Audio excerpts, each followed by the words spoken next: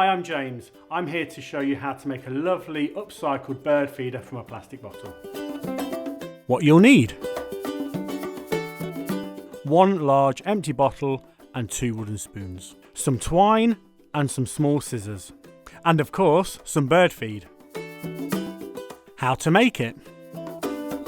First, make 2 holes on opposite sides of the bottle, about 1/3 from the base.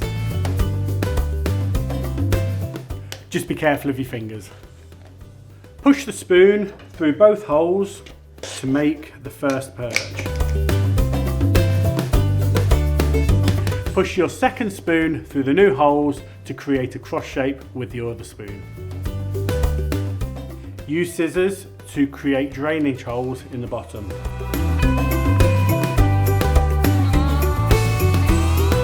Next, make a hole about 4 centimetres above each perch. This is where the birds will access their seeds. Towards the neck of the bottle, make 2 holes and thread through a length of twine. Fill the bottle with seeds, small enough for the birds to access, but not so small they fall out of the holes onto the ground.